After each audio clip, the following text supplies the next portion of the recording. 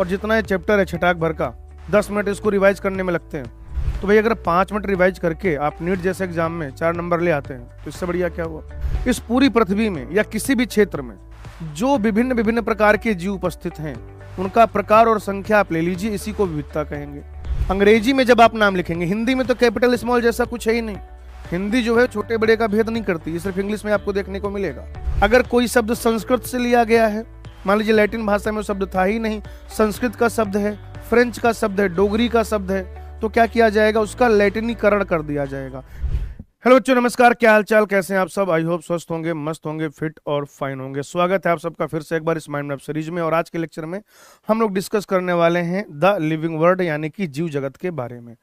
हाँ जी दोस्तों, चैप्टर का नाम है द लिविंग वर्ल्ड। समझ रहे हैं आप, जीव जगत। एग्जामिनेशन पॉइंट ऑफ व्यू से देखें तो ये कहना तो बिल्कुल बेवकूफ़ी होगी कि इंपॉर्टेंट नहीं है, क्योंकि अगर कोई भी चीज़ आपके सिलेबस में है और आप जानते हैं कि मैक्सिमम जो क्वेश्चंस हैं वो या तो एनसीईआरटी से होते हैं या एनसीईआरटी ओरिएंटेड होते हैं, ठीक है ना। तो चैप्टर तो सारे इंपॉर्टेंट हैं, और जितना ये चैप्टर है छटाक भर का 10 मिनट इसको रिवाइज करने में लगते हैं। 10 मिनट में से 5 मिनट ये डिसाइड करने में लगता है कि रिवाइज करें या ना करें, और 5 मिनट में चैप्टर रिवाइज हो जाता है। तो भाई अगर 5 मिनट रिवाइज करके आप नीट जैसे एग्जाम में 4 नंबर ले आते हैं तो इससे बढ़िया क्या हुआ, है ना। तो ये जो चैप्टर है, सवाल इससे भी पूछा जाता है। जनरली एक ही सवाल आता है, कभी 2 आ जाए तो फिर आप लठ लेके मेरे पीछे ना पड़े कि सर आपने कहा था एक ही सवाल आएगा, तो 2 आ गए, और अच्छी बात है भाई, है ना। 2 आ जाएंगे, हम लोग 2 सवाल सही कर लेंगे। पूरा चैप्टर माइंड मैप के द्वारा रिवाइज करेंगे, जैव विविधता से शुरू करेंगे और फिर वर्ग की संवर्ग तक अपन जाएंगे। तो जीव जगत या लिविंग वर्ल्ड, इसमें भी कुछ चीजें डिलीट की गई हैं। अगर आप नई वाली एनसीईआरटी देखेंगे तो नई वाली एनसीईआरटी में क्या हुआ है बेटा, जो सजीवों के लक्षण थे वो पार्ट आपको देखने नहीं मिलेगा, और आखिरी में जो वर्ग की सहायता साधन यानी कि जो टैक्सोनॉमिकल एड्स थे, इसमें कुंजी यानी कि की था, जूलॉजिकल पार्क था, बोटेनिकल गार्डन था, फ्लोरा था, वो सब हटा दिया गया। ठीक है, वो अपन नहीं आज रिवाइज करेंगे। अपने इसको माइंड मैप में क्या करना है, जितनी चीजें अभी सिलेबस में है वो पढ़ने वाले हैं। विविधता मतलब डाइवर्सिटी, वेरिएशन, कितनी सारी अलग अलग चीजें हैं। ठीक है, कह रहा है जीव जगत में विविधता किसी भी क्षेत्र में आप देख लीजिए, वो आपका गांव हो सकता है, आपका जिला हो सकता है, आपका प्रदेश हो सकता है, आपका देश हो सकता है, आपका महाद्वीप हो सकता है, पूरी दुनिया हो सकती है, पूरी पृथ्वी हो सकती है।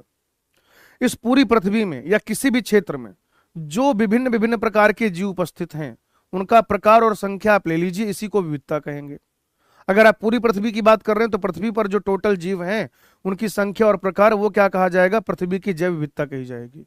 जैसे जैसे आप क्षेत्रफल बढ़ाते जाते हैं, लेकिन याद रखिएगा यह एक निश्चित सीमा तक है। मैं स्टार बना रहा हूं यहां पर, एक निश्चित सीमा तक आप क्या देखेंगे, या जनरली क्या होता है कि जैसे जैसे आप और ज्यादा एरिया एक्सप्लोर करते जाएंगे, जैसे जैसे आप क्षेत्रफल बढ़ाते जाएंगे, तो क्या होता जाएगा, जीवों की संख्या और प्रकार बढ़ते जाएंगे, यानी कि जो जैव विविधता है वो बढ़ती जाएगी, बायोडाइवर्सिटी इंक्रीज होती जाएगी। पृथ्वी पर बहुत सारी स्पीसीज उपस्थित हैं, बहुत सारी स्पीसीज तो अभी खोजी भी नहीं गई हैं, लेकिन टोटल स्पीसीज जो अभी तक खोजी जा चुकी हैं, जिनका वर्णन किया जा चुका है, जिनको डिस्क्राइब किया जा सका है, ठीक है, उन स्पीसीज की संख्या है 1.7 से 1.8 मिलियन। 1 मिलियन बराबर होता है 10 लाख, यानी कि 17 से 18 लाख। कुल स्पीसीज में से 17 से 18 लाख स्पीसीज ऐसी हैं जिनका क्या हो चुका है, हम उन्हें खोज चुके हैं, उनके बारे में उनका वर्णन कर चुके हैं, उनके कैरेक्टर कैसे, वो कहाँ पाए जाते हैं, वो क्या खाते हैं, सब हो चुका है। अब इतने सारे जीव हैं, हर एक को अगर अलग अलग नाम देते फिरेंगे तो इतने सारे तो नाम हो जाएंगे, और फिर हर किसी का नाम याद रखना या उसको लिखना वो बड़ा मुश्किल काम हो जाएगा। तो लोगों ने कुछ नियम बनाए, और ऐसा नियम बनाया कि वो पूरी दुनिया पे लागू हो। क्योंकि नाम का क्या है ना, जैसे अगर आप बैगन की बात करें, बैगन, तो बैगन का क्या है, उसको संस्कृत में क्या कहते हैं, वृंतकम कहते हैं, ठीक है ना। अगर आप उधर बंगाली में देखें तो बेगुन कहते हैं, ठीक है ना। इधर एमपी में और कुछ हमारे उत्तर प्रदेश में भाटा कहते हैं, भंटा बोल देते हैं ऐसे झांसी की तरफ, ठीक है ना। राजस्थान में तो भाटा पत्थर को बोलते हैं, बाकी जैसे बैगन को आप भाटा बोलते हैं, ब्रिंजल बोलते हैं, एग प्लांट बोलते हैं, ठीक है, बेगुन बोलते हैं, वृंतकम बोलते हैं। मराठी महाराष्ट्र में देखें तो वांगा बोलते हैं। तो इतने बड़े सारे नाम हो गए, ठीक है। अब ये इंडिया के अंदर की बात है भाई जी, आप बाहर चले जाओ, फ्रेंच में और नाम होगा, डच में और नाम होगा। तो इसकी वजह से लोगों ने सोचा कि फिर तो बड़ी समस्या हो जाएगी, तो क्यों ना हम सब लोग मिलकर कुछ ऐसे नियम कायदे कानून बनाएं जो पूरी दुनिया में लागू हों। चाहे आप भारत में देखें, चाहे आप पाकिस्तान में देखें, चाहे आप फ्रांस में देखें, चाहे आप अमेरिका में देखें, चाहे आप इजराइल में देखें, चाहे आप कहीं पर भी देखें, पूरी दुनिया में क्या होगा, एक ही नाम चलेगा और उसके लिए कुछ नियम कायदे कानून बनाए जाएंगे। तो वो जो रूल बुक बनाए गए, वो जो कोड डिसाइड किए गए, मुख्यतः दो कोड एनसीईआरटी आपको बताती है, एक है आईसीबीएन और दूसरा है आईसीजेडएन।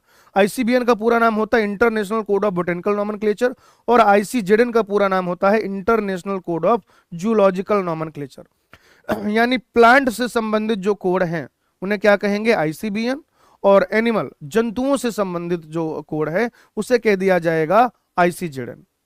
अब इसमें जो द्विपद नाम पद्धति है, बाइनोमियल नॉमेनक्लेचर, उसको स्टेब्लिश करने का काम किया महान लिनियस ने। लिनियस जो है एक बहुत ही महान वैज्ञानिक, मेरे बहुत पसंदीदा। लिनियस ने क्या किया, बहुत सारी स्पीसीज के नाम लिखे। आज भी कभी जब आप पढ़ते हैं पूरा नाम तो उनके बाद में ऐसे लिखा रहता है, ऐसे एल लिखा रहता है और या फिर LINN लिखा रहता है, ठीक है ना। तो उसका मतलब क्या है कि ये नाम जो है लिनियस ने ही दिया था और एकदम सही नाम था, आज तक उसमें कोई मॉडिफिकेशन नहीं हुआ है। मान लीजिए मैं कोई एक स्पीसीज डिस्कवर करूं या मुझे मेरे आसपास कोई स्पीसीज डिस्कवर हो, मैं उसका नाम दूं, ठीक है ना। तो जैसे मान लीजिए मैंने उसका कुछ भी नाम दे दिया, जैसे आप कई बार क्या करते हैं, बेवकूफ़ी हरकतें करते हैं, बेवकूफ़ी भरी हरकतें करते हैं। तो मान लीजिए मैं आपका नाम दे दूं आप बेवकूफियाना, है ना, आप बेवकूफियाना, ऐसे मैं मान लीजिए नाम दे देता हूं। बाद में क्या हो जाएगा, मेरे नाम का जो पहला अक्षर है ए, वैसे जो है शॉर्ट में लिख दिया जाएगा, या ARJ ऐसे शॉर्ट में लिख दिया जाएगा। तो महान लिनियस ने यह पद्धति विकसित की और उन्होंने बताया कि इसमें दो जो है पद होते हैं, द्विपद नाम ही है उसका।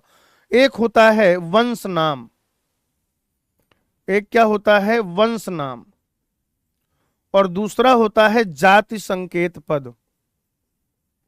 एक क्या होता है भाई, वंश नाम, और दूसरा होता है जाति संकेत पद, ठीक है।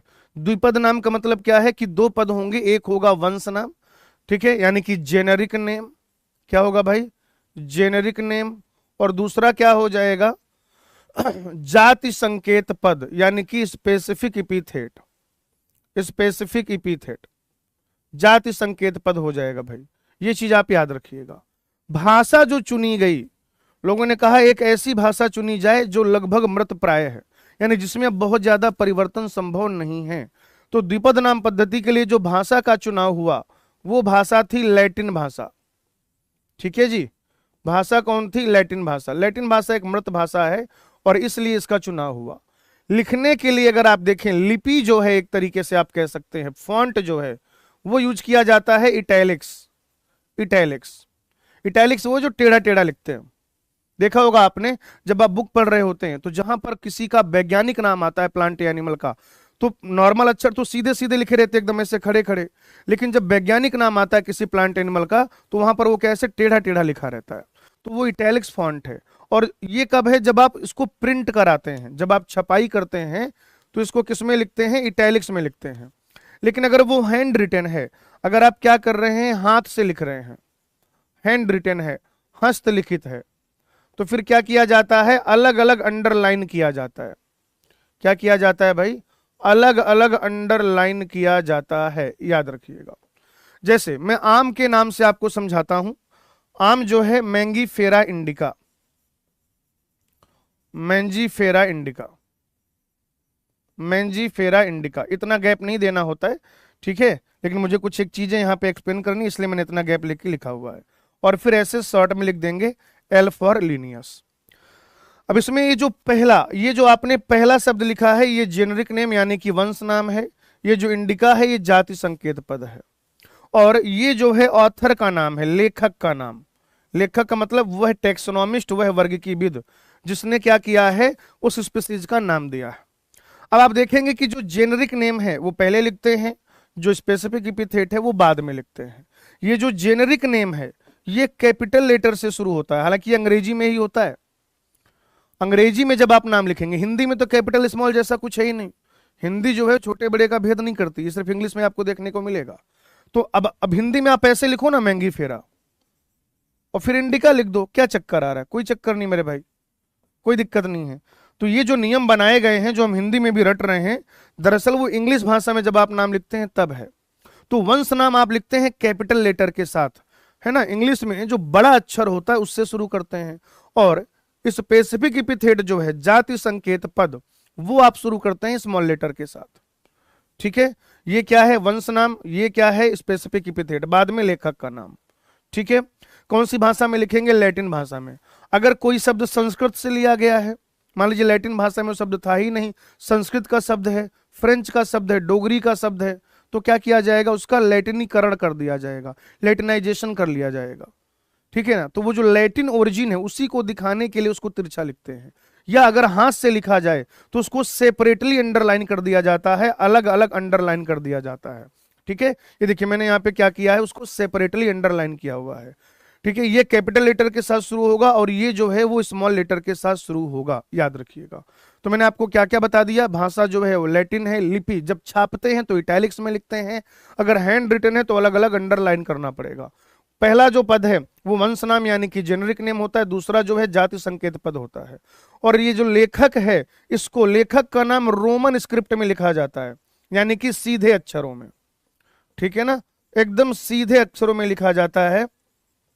इसको हम टेढ़ा है पर मेरा है टाइप नहीं लिखते हैं, यानी कि इसको हम इटैलिक्स में नहीं लिखते हैं, इसको अंडरलाइन भी नहीं किया जाता है। तो ये आम का क्या है, वैज्ञानिक नाम हो गया मित्रों, आम का द्विपद नाम पद्धति से साइंटिफिक नॉमेनक्लेचर हो गया। ठीक है, नॉमेनक्लेचर के बाद अब आप समझिए इतने सारे जीव हैं, उनको हमें व्यवस्थित करना पड़ता है, उनको अरेंज करना पड़ता है। जैसे अगर आप किसी केमिस्ट की शॉप में जाओ तो उनका अपना एक अलग अलग तरीका होता है। जैसे कुछ केमिस्ट क्या करते हैं भाई, आप देखिए, एक तो डॉक्टर लिखता बड़ी अजीब सी हैंडराइटिंग में है ना, उसके बाद वो तुरंत पढ़ते हैं, और उनके यहाँ जो वर्कर होते हैं मेडिकल स्टोर में काम करने वाले, वो तुरंत दवाई ले आते हैं। भाई जहां पे 1000 तरीके के ड्रग्स रखे हैं, ड्रग्स मतलब दवाई, वो नहीं जो तुम सोच रहे हो, जहां पे 1000 तरीके के ड्रग्स रखे हुए हैं, वो 2 से 3 मिनट में कैसे दवाई लेके आ जाता है, क्यों, क्योंकि उसे मालूम है। या तो उन्होंने क्या किया है, सारी बुखार की दवाइयां एक जगह रखी हुई हैं, पेट दर्द की सारी एक जगह रखी हुई हैं। नॉर्मली वो क्या करते हैं, अल्फाबेटिकल मैनर में ड्रग्स को अरेंज करते हैं, कि जितनी भी दवाइयों के नाम ए से शुरू होंगे उनको यहां रखा जाएगा, बी से यहां रखा जाएगा, सी, और ऐसे जेड से। ठीक है, जैसे आप हैं, कई बार आप क्या करते हैं, जब आप जो है जैसे आप किसी दिन अपने रूम की सफाई कर रहे हैं, तो एक तरफ आप क्या करते हैं, अपनी स्टडी टेबल बनाते हैं, मतलब उसको सही से अरेंज करते हैं। स्टडी टेबल के आसपास एक अलमीरा होता है जहां पे आपकी किताबें रखी होती हैं, उनके मॉड्यूल्स रखे होते हैं। अब जैसे आप मान लीजिए कि आपका पहले नंबर का मॉड्यूल चल रहा है, तो उसको आप अपनी स्टडी टेबल के पास रखेंगे, जो बाकी के मॉड्यूल उनको कहीं ऊपर रख देंगे, क्योंकि वो तुरंत काम में नहीं आते। ठीक है, तो ऐसे ही क्या किया जाता है, इतने सारे जीव, या जैसे अगर आप केमिस्ट्री में देखें, जब आप पीरियोडिक टेबल पढ़ते हैं, तो उनका जो आउटर मोस्ट इलेक्ट्रॉनिक कॉन्फ़िगरेशन है, उस बेसिस पर उनको पहला ग्रुप, दूसरा ग्रुप, तीसरा ग्रुप, इस तरीके से व्यवस्थित किया गया है। तो ऐसे ही विभिन्न विभिन्न लक्षणों के आधार पर हम लोग क्या करते हैं, जो इतने सारे जीव हैं इनको भी व्यवस्थित करते हैं। ठीक है, वर्ग की यानी कि टैक्सोनॉमी, याद रखिएगा। इसके भी जो पितामह है, इसके भी जो बापू हैं वो लिनियस साहब हो जाएंगे। ये टैक्सिस का मतलब ही होता है अरेंजमेंट। टैक्सोनॉमी 2 शब्दों से मिलकर बना है, टैक्सिस और नोमोस, जिसमें टैक्सिस का मतलब है अरेंजमेंट, नोमोस का मतलब है रूल, यानी कि जानवरों को, यानी कि प्लांट्स को, यानी कि जो भी ऑर्गेनिज्म पाए जा रहे हैं, जो भी जीव जंतु पाए जा रहे हैं, इनको व्यवस्थित करने के जो नियम कायदे कानून है उसे वर्ग की अर्थात टैक्सोनॉमी कहा जाता है। अब टैक्सोनॉमी में 4 स्टेप है, विशेषीकरण, पहचान, पहचान को अभिज्ञान भी कहते हैं, मैं बार बार पहचान बोलूंगा, विशेषीकरण, पहचान, वर्गीकरण और नाम पद्धति। क्या, फिर से सुन लीजिए, विशेषीकरण, पहचान, वर्गीकरण और नाम पद्धति, अंग्रेजी में कहेंगे कैरेक्टराइजेशन, आइडेंटिफिकेशन, क्लासिफिकेशन, नॉमेनक्लेचर। ठीक है, CICN। मान लीजिए आपको क्या करना है, आपने अलग अलग ग्रुप बना रखे हैं पहले से, आपको 20, 50, 200, 250 जानवरों के बारे में, है ना, 1-2 हजार प्लांट के बारे में पता है, तो आपने प्लांट के ग्रुप बना दिए, जानवरों के ग्रुप बना दिए, फंजाई का ग्रुप बना दिया। फिर आप किसी जंगल में देखने गए, आपको वहां पे एक नया सा प्लांट मिला, तो आप क्या करेंगे, पहला थॉट आपके बारे में क्या आएगा, आप देखेंगे कि वो प्लांट की पत्तियां कैसी हैं, या अगर उसमें फ्लावर है तो फ्लावर कैसे है। फिर अगर आपको अगर पहचान है तो आप खुद से ये काम करेंगे, या आपकी नजर में जो एक टेक्सोनॉमिस्ट होगा, जिसे आपको लगता है कि आपसे ज्यादा टेक्सोनॉमिक ज्ञान है, आप उसे फोन करेंगे या उससे मिलेंगे कि भाई हमने एक प्लांट देखा, वो ऐसा दिखा, हमने एक जानवर देखा, वो ऐसा दिखा। जैसे मान लीजिए कि आप एक जानवर के बारे में अपनी माता जी से बता रहे हैं कि मम्मी हमने एक जानवर देखा है, ठीक है, दिन भर खाता रहता है, पढ़ता लिखता है नहीं, रील देखता रहता है ना, यूट्यूब चलाता रहता है, खूब टाइम पास करता है, दोस्तों के साथ शाम को 4-4 5-5 घंटे बाइक में टहलता है। मम्मी कहेंगे अरे बेटा ये तो तुम हो। तो पहले आपने क्या किया, पहले आपने कैरेक्टर बताए, पहले आपने क्या किया, उसमें जो कुछ एक सेट ऑफ कैरेक्टर उनको डिसाइड किया कि कोई प्लांट है तो उसकी पत्तियां ऐसी हैं, नुकीली हैं क्या या चौड़ी हैं, एकांतर रूप में लगी हुई हैं, सम्मुख लगी हुई हैं, वर्ल्ड तरीके से लगी हुई हैं। अगर फ्लावर आ रहा है तो कहां पर आ रहा है, एकदम टिप पर आ रहा है, अकेले रह रहा है फ्लावर या गुच्छे में रह रहा है ना। रूट वगैरह भी देख सकते हैं, रूट कैसा है, फाइब्रस रूट है क्या या फिर टैप रूट है। तो सबसे पहले तो आप कैरेक्टर डिसाइड करते हैं। अब आपको कैरेक्टर पता चल गए कि ऐसा ऐसा ऐसा ऐसा ऐसा ऐसा है, तो आप क्या करेंगे, बाकी के ग्रुप से मैच कराएंगे। अगर किसी ग्रुप में मैच हो रहा है तो उस ग्रुप में रख देंगे, और अगर नहीं हो रहा है तो फिर एक नए ग्रुप को क्या करेंगे, आप बनाएंगे और उसमें रख देंगे। और जब आप ग्रुपिंग कर देंगे, यानी कि जब आप क्या करेंगे, उसका वंश नाम वगैरह डिसाइड कर लेंगे, क्योंकि जब ग्रुपिंग करेंगे तभी तो वंश पता चलेगा। अगर आपको वंश नाम नहीं पता, अगर आपको जाति संकेत पद नहीं पता, तो आप नाम ही नहीं लिख पाएंगे। तो एक उसका वंश डिसाइड किया जाएगा, ठीक है ना। क्या डिसाइड किया जाएगा, वंश, जीनस, फैमिली, है ना। और फिर आप उसका क्या करेंगे, नॉमेनक्लेचर करेंगे। वर्गीकी का कार्य करते समय जैसे आप वर्गीकी कर रहे हैं, ठीक है, टेक्सोनॉमी का काम कर रहे हैं, उसी में अगर आप विकासीय संबंधों को जोड़ दें कि कौन सी चीज कैसे डेवलप हुई है, ठीक है ना, विकासीय संबंध जो है उनको जोड़ दें, तो फिर उसे कह दिया जाता है वर्गीकरण पद्धति, यानी कि सिस्टमैटिक्स। देखिए, वर्गीकी को अंग्रेजी में कहते हैं टेक्सोनॉमी, वर्गीकरण पद्धति को कहते हैं सिस्टमैटिक्स। तो इनमें कंफ्यूजन मत रखिएगा। सिस्टमैटिक्स जो है वो लैटिन शब्द सिस्टेमा से बना है, जिसका मतलब होता है जीवों की नियमित व्यवस्था, जीवों की नियमित व्यवस्था।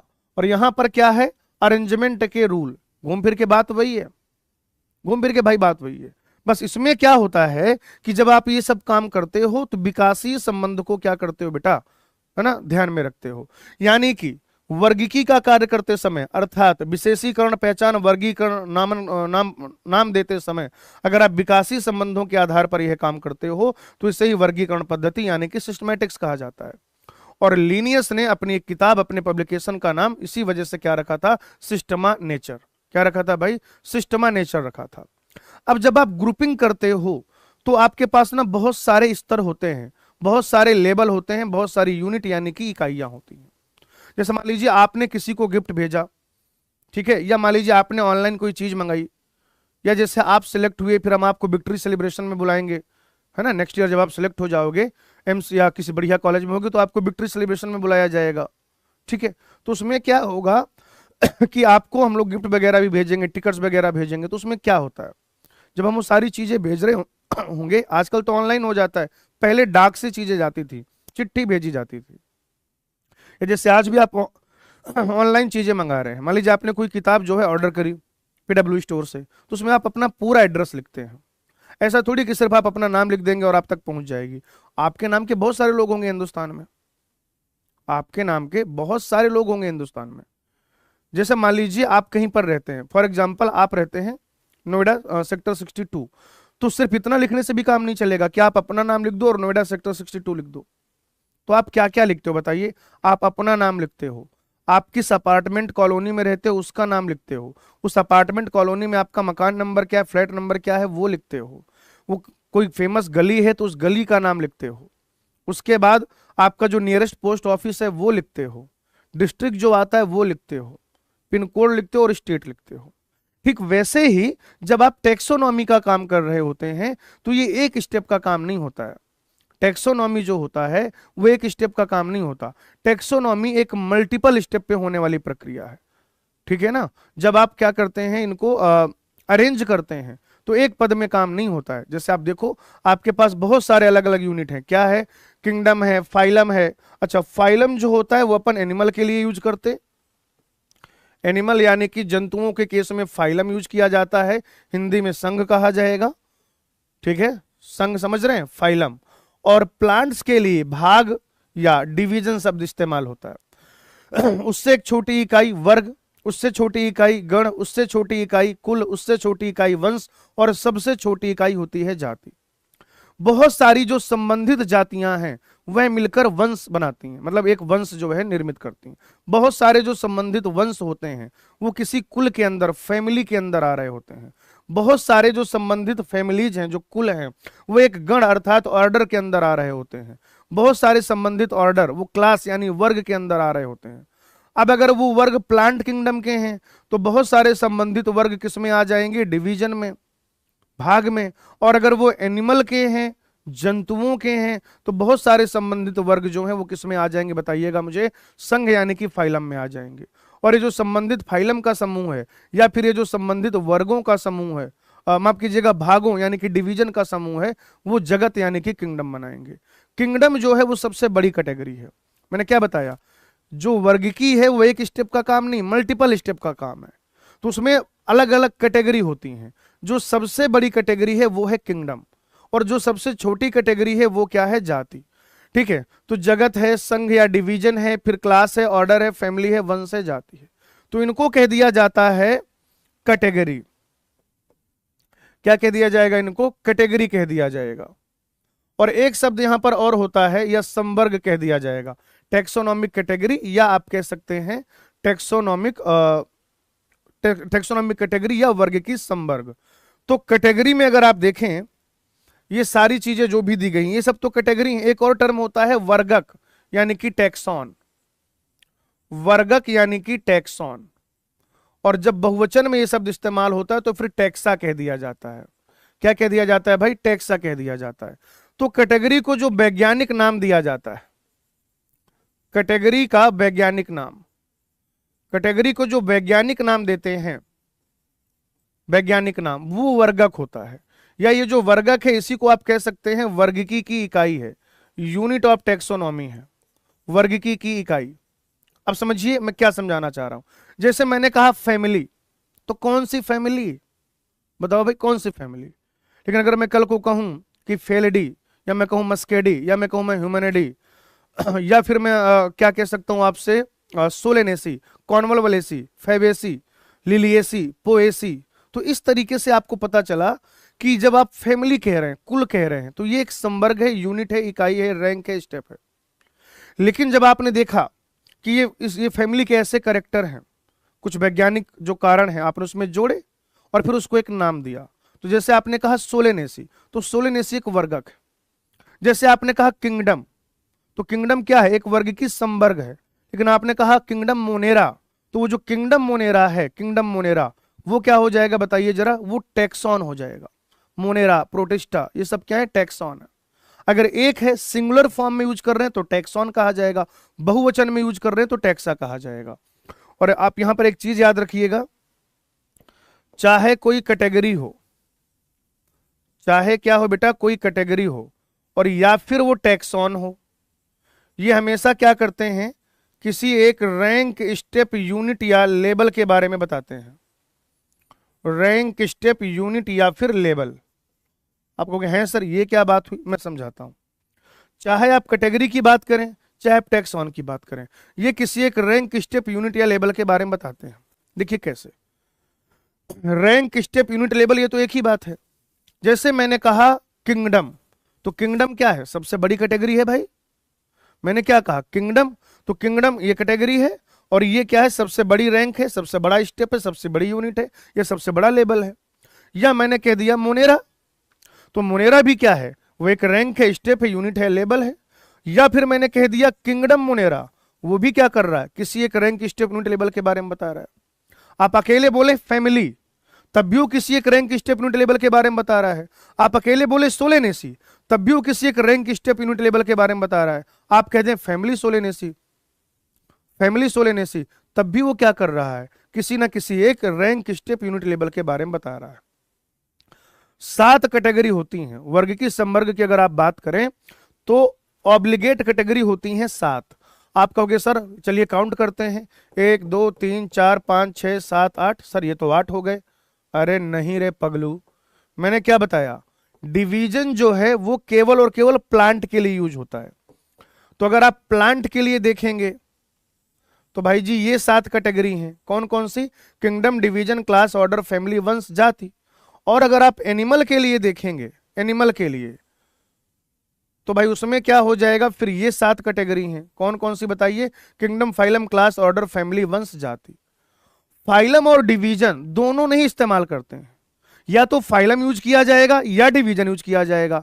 एनिमल है तो फाइलम यूज कर लेंगे, प्लांट है तो डिवीजन यूज कर लेंगे। तो एनिमल के लिए क्या क्या हो जाएगा? किंगडम 1, फाइलम 2, वर्ग 3, गण 4, कुल 5, 1 2 3 4 5, हाँ, वंश 6, जाति 7। ऐसे ही अगर आप प्लांट के लिए बात करें तो kingdom 1, division 2, class 3, order 4, family 5, वंश 6, जाति 7। साथ ही तो है। कभी कभी ऐसा होता है कि कुछ सब कैटेगरी भी यूज कर ली जाती हैं, जैसे सब फाइलम, सब किंगडम, सब फैमिली, इस तरीके से। वो हमेशा यूज नहीं करते हैं। वर्ग की विधि को अगर जरूरत होती है, जो टेक्सोनॉमिस्ट है अगर उनको जरूरत होती है, तो वो आवश्यकता पड़ने पर ही जो है उसको उसका इस्तेमाल करते हैं। आइए सबसे छोटी इकाई की बात करते हैं। और सबसे छोटी इकाई की बात करने से पहले मैं आपको एक और चीज बताना चाहूंगा दोस्तों, कि जो जाति है, जाति के स्तर पर जो आपके स्पेसिफिक कैरेक्टर हैं, विशेष लक्षण, वो ज्यादा मैच करते हैं। लेकिन किंगडम के स्तर पर आपके जो सामान्य लक्षण है वो ज्यादा मैच करते हैं। सामान्य लक्षण का मतलब क्या है? General character. जनरल कैरेक्टर, जैसे आप भी एनिमल हैं, जो स्पंज है वो भी एनिमल है ना, केंचुआ वो भी एनिमल है। तो आप में बहुत बहुत कम कैरेक्टर जो एनिमल के सामान्य कैरेक्टर है, कि सेल वॉल नहीं पाया जा रहा है, प्लास्टिड नहीं पाए जा रहे हैं, हेटेरोट्रॉफ होते, यही सब मैच करेगा। सही बात है कि नहीं? लेकिन अब अगर आप क्या करें, किंगडम हटाएं, जो सिर्फ कॉर्डेट्स है उनके बारे में बात करें, तो फिर आप में नोटोकॉर्ड पाया जाएगा, और बाकी के कैरेक्टर तो मैच कर ही रहे हैं अभी भी। उसमें भी अगर आप मैमल्स की बात करें, मैमल्स की, तो और स्पेसिफिक कैरेक्टर बढ़ते जाएंगे, जनरल कैरेक्टर कम होते जाएंगे।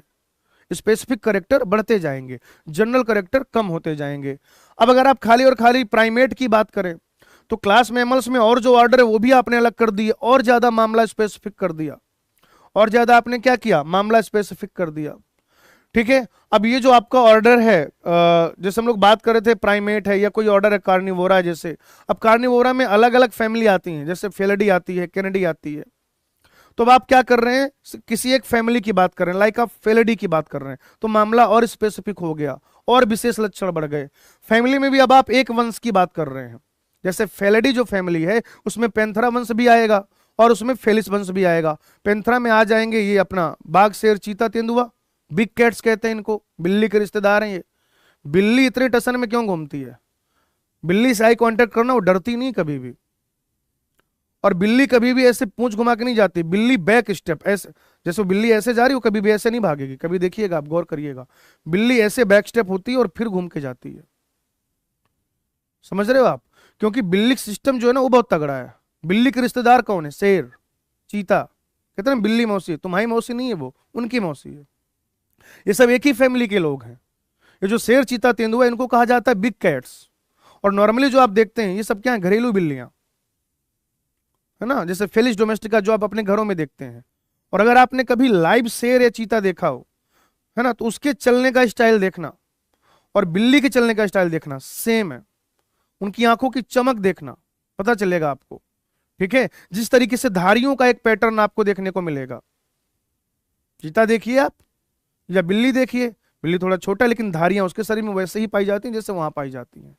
तो मैं आपको बता रहा था कि जो फैमिली फेलिडी है उसमें पैंथरा वंश भी आएगा, जिसमें क्या आ जाएगा? शेर, चीता, तेंदुआ, और फेलिस वंश भी आएगा जिसमें बिल्लियां आ जाएंगी।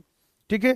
फिर उसके बाद आप क्या करिए, अब फैमिली हटाइए, सिर्फ और सिर्फ पैंथरा वंश की बात करिए। तो जो पैंथरा वंश है उसमें क्या होगा? बिल्लियां भी हट गई, सिर्फ बिल्ले बचे, है ना, शेर, चीता, तेंदुआ, इस तरीके से। तो जितना छोटा यूनिट होगा उतने ज्यादा स्पेसिफिक कैरेक्टर होंगे, स्पेसिफिक कैरेक्टर। और जितना बड़ा यूनिट होगा स्पेसिफिक कैरेक्टर कम होंगे, जनरल कैरेक्टर ज्यादा होंगे। आप खुद देखो, आप भी जानवर हो, गधा भी जानवर है, मछली भी जानवर है, ठीक है, चिड़िया भी जानवर है, और स्पंज भी जानवर है, हाइड्रा भी जानवर है, और मैं भी जानवर हूं। तो आपकी जो सिमिलरिटी है सबसे ज्यादा किसके साथ है? मेरे साथ है, या बिल्ली के साथ हैं, या गधे के साथ हैं, या मछली के साथ हैं, या चिड़िया के साथ हैं, या किसी इंसेक्ट के साथ हैं, या ऑक्टोपस के साथ हैं, या केचुए के साथ हैं, या हाइड्रा के साथ हैं, या स्पंज के साथ। सिंपल सी बात है, समझ में आ गई होगी आपको। अच्छा, जब आप जाति से किंगडम की तरफ जाते हैं तो नॉर्मली क्या होता है, समानता घटती जाती है। यानी दो जीव अगर उनकी जाति सेम है तो मैक्सिमम समानता देखने को मिलेगी।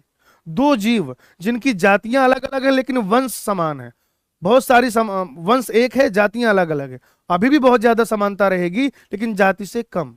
दो जीव जिनकी फैमिली समान है, वंश अलग अलग है, समानता और कम। दो जीव जिनका ऑर्डर सेम है, फैमिली अलग है, फैमिली अलग है तो ऑब्वियसली वंश अलग हो जाएगा। ठीक है ना। तो जैसे जैसे आप नीचे से ऊपर जाते हैं, यानी कि जाति से किंगडम की ओर जाते हैं, समानता कम होती जाती है, लेकिन नंबर ऑफ ऑर्गेनिज्म जो है, जीवों की जो संख्या है वो बढ़ती जाती है भाई। क्योंकि जब आप जात की बात करते हैं तो केवल एक स्पीसीज की बात करते हैं, वंश में बहुत सारी जातियां, फैमिली में बहुत सारे वंश। तो जब आप नीचे से ऊपर जाते हैं तो क्या होता है, जीवों की संख्या बढ़ती जाती है। आइए सबसे छोटी जो इकाई है उसकी बात कर लेते हैं, स्पीसीज। मौलिक समानता वाले जीव एक साथ रखे जाते हैं, ठीक है। जैसे मेंजिफेरा इंडिका जो है वो आम है, सोलेनम ट्यूबरोसम जो आलू है, पैंथरा लियो जो है वो शेर है। और ये सब के सब क्या है बताइएगा जरा, ये सब हैं वंश नाम, वंश नाम। और ये सब क्या है, जाति संकेत पद, जाति संकेत पद, जाति संकेत पद। आगे जो संबंधित जातियों का समूह है, संबंधित स्पीसीज का जो समूह है, उसे हम क्या कह देंगे बेटा, वंश कह देंगे। ऑलराइट, उसे हम क्या कह देंगे, वंश कह देंगे। जैसे सोलेनम वंश में आलू, टमाटर, बैगन, मकोई ये सारी स्पीसीज आ जाती हैं। या जो पैंथरा वंश है, इसमें शेर, चीता, तेंदुआ यानी Panthera leo, Panthera tigris, Panthera pardus आ जाता है। फेलिस वंश में बिल्लियां आ जाती हैं। ऐसी जो संबंधित वंशों का समूह है, संबंधित वंशों के समूह को कह दिया जाएगा कुल यानी कि फैमिली। और इनके वर्गीकरण का जो आधार है, यहां पर कायिक गुण भी लिए जाते हैं और जनन गुण भी लिए जाते हैं। कायिक गुण का क्या मतलब हो जाएगा बताइए मुझे फटाफट से। कायिक गुण का मतलब हो जाएगा कि रूट, स्टेम, लीफ, बार्क, इनके कैरेक्टर, ठीक है। और जनन गुण का मतलब एंड्रोसिम, गाइनोसिम या आप कह सकते हैं फ्लावर के कैरेक्टर। अच्छा, जैसे अगर आप सोलेनेसी फैमिली की बात करें तो उसमें बहुत सारे वंश आ जाएंगे, जैसे कि धतूरा, सोलेनम, पिटूनिया। या अगर आप फेलिडी फैमिली की बात करें तो पैंथरा वंश आ जाएगा, फेलिस वंश आ जाएगा, कैनिडी कुल में कुत्तों के वंश आ जाएंगे, ठीक है। कुल के बाद अपन बात कर रहे हैं गण अर्थात ऑर्डर की। संबंधित कुलों का समूह गण कहा जाएगा। जैसे जो ऑर्डर पॉलीमोनियल्स है, ऑर्डर पॉलीमोनियल्स में पुष्पी लक्षणों के आधार पर, फ्लोरल कैरेक्टर के आधार पर फैमिली सोलेनेसी और कॉन्वोल्वलेसी को एक साथ रखा गया है। सोलेनेसी और कॉन्वोल्वलेसी को किसमें रखा गया है, पॉलीमोनियल्स में। जो चीजों को चीर फाड़ करके खाते हैं, कैनाइन जिनमें बहुत स्ट्रांग होता है, कार्निवोरा, ठीक है, तो उसमें फेलिडी और कैनिडी आ जाएगा। फिर जो संबंधित गणों का समूह है उसे वर्ग कहते हैं। जैसे जो वर्ग आपका क्या है, मैमेलिया है, उसमें प्राइमेटा जिसमें बंदर, गोरिल्ला, गिब्बॉन आते हैं, और कार्निवोरा वो भी आ जाएगा। ऐसे जो संबंधित वर्गों का समूह है जंतुओं में, उसे फाइलम कहा जाएगा। और जो संबंधित वर्गों का समूह है पादप में, उसे डिवीजन कहा जाएगा, ठीक है ना। और जैसे ये क्या है, संबंधित वर्ग बहुत सारे, ये किसी ना किसी बेसिस पर एक साथ रखे गए हैं। जैसे अगर आप फाइलम कॉर्डेटा की बात करें, किसकी बात करें, फाइलम कॉर्डेटा, तो दोस्तों ये जो फाइलम कॉर्डेटा होता है, इसमें एक तो नोटोकॉर्ड यानी पृष्ठरज्जु प्रेजेंट है, और साथ ही साथ इसमें प्रेजेंट होता है पृष्ठीय खोखला तंत्रिका तंत्र, डोर्सल हॉलो नर्वस सिस्टम। इस बेसिस पर क्या किया जाता है, मछली, उभयचर, सरीसृप, पक्षी, स्तनधारी, इन सबको एक साथ रख दिया जाता है। और फिर जो संबंधित फाइलम या डिवीजन है उन्हें क्या कहते हैं, जगत कहते हैं, जो कि सबसे बड़ी यूनिट बनाता है। क्या कहते हैं, जगत कहते हैं, जो कि सबसे बड़ी यूनिट बनाता है। तो आपने देखा एक एक करके आपने क्या किया, जो भी वर्ग की संवर्ग की चीजें थी उन सबको जो है यहां पर पढ़ लिया। नेक्स्ट बेटा हम लोग बात करेंगे कुछ जीवों के बारे में, यहां पर बताया गया है, जैसे ह्यूमन, ठीक है ना, घरेलू मक्खी, आम और गेहूं। मानव का जो जैविक नाम है, वैज्ञानिक नाम है होमो सेपियंस कहेंगे। इसका वंश होता है होमो, कुल होता है फैमिली होता है होमेनिडी, ऑर्डर है प्राइमेट, वर्ग है मैमेलिया। घरेलू मक्खी मस्का डोमेस्टिका कहेंगे, मस्का इसका क्या है, वंश है। कुल जो है म्यूसेडी या मस्केडी कहा जाएगा, गण डिप्टेरा हो जाएगा, वर्ग इंसेक्टा हो जाएगा। आम फलों का राजा मैंजीफेरा इंडिका, तो ये जो मैंजीफेरा इंडिका है वंश इसका मैंजीफेरा हो जाएगा। कुल फैमिली एनाकार्डियसी हो जाएगी, ऑर्डर जो है वो सैपनिडेल्स हो जाएगा, और ये डाइकॉट है। गेहूं ट्रिटिका मेस्टिवम, वंश जो है ट्रिटिकम हो जाएगा, कुल जो है एसी हो जाएगा, ऑर्डर जो है पोएल्स हो जाएगा, पोएसी फैमिली, ऑर्डर पोएल्स, और क्लास क्या है इसका, मोनोकॉट। इसमें एक चीज मैं आपको यहां पर और बता दूं, जब आप इसको देखेंगे तो क्या होगा मित्रों, फैमिली, प्लांट फैमिली में जब आप देखते हैं तो बाद में एसी लगा होगा, बाद में क्या लगा होगा, एसी। और प्लांट में जब आप ऑर्डर्स देखते हैं तो एल्स लगा होता है, सैपनी डेल्स, पोएल्स। तो आखिरी में क्या आ जाता है, एल्स आ जाता है।